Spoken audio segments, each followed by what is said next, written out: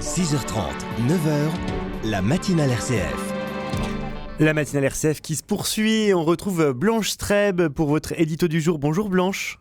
Bonjour Pierre-Hugues. Vous vouliez revenir ce matin sur des propos qui ont fait le buzz cette semaine, c'était sur BFM, avec la porte-parole de l'association Oser le féminisme, invitée à s'exprimer sur le drame des violences conjugales. Oui, effectivement, Pierre-Hugues. Alors c'est un sujet terrible, comme le sont les chiffres du nombre de femmes qui meurent sous les coups de leur conjoint ou ex-conjoint. De nouveaux meurtres cette semaine en France et ça nous laisse à chaque fois aussi abasourdis que révoltés, surtout quand on déplore que tout n'a pas été fait pour les éviter. Alors c'est un sujet d'une telle importance que l'entendre à ce point maltraité en a offusqué beaucoup et c'est normal. Qu'est-ce qui a choqué ? En fait, elle a posé, et sans contradiction, c'est fou, ce qu'on peut même pas appeler un argument, à savoir que c'est notre culture judéo-chrétienne, nos valeurs, notre éducation, celle qu'on donne à nos enfants, qui dans un continuum de violence, c'est-à-dire une forme de progression qui va du sexisme ordinaire au féminicide, crée ces drames. Rien que ça. Rien que ça, oui, vraiment.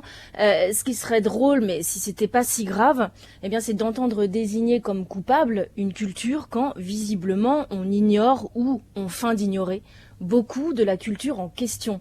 Et le pire, c'est que c'est dans le vide de ce manque de culture que ces absurdités trouvent un écho. En fait, je trouve qu'il y en a marre d'entendre ces inepties, qu'on soit juif, chrétien ou rien, mais juste attachés aux valeurs de notre culture et qu'on a de cesse, pour quand même la majorité d'entre nous, de nous efforcer à élever nos enfants du mieux qu'on peut, dans le respect de l'autre, dans l'apprentissage, de la gestion des émotions, de ses réactions, de son discernement, bref, de son savoir-être, savoir-faire et savoir-vivre. Qu'est-ce qu'on peut répondre à ça, Blanche Streb ?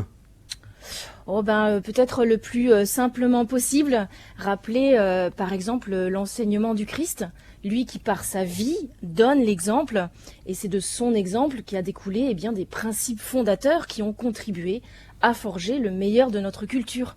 Il a mis au cœur de tout l'égale dignité de tous, femmes, hommes, enfants, fous, savants, pauvres, jeunes hommes riches, lépreux, paralytiques, etc. Jésus est l'exemple le plus parfait de la réponse de l'amour au mal, de la douceur à la violence. Et quand on jette à ses pieds la femme adultère que les hommes poussés par la tradition de l'époque s'apprêtent à lapider, lui, il renverse ça en fait. Il la sauve, il la relève, il empêche ce féminicide comme on l'appellerait aujourd'hui. Et les exemples de sa révolutionnaire considération pour la femme sont pléthores.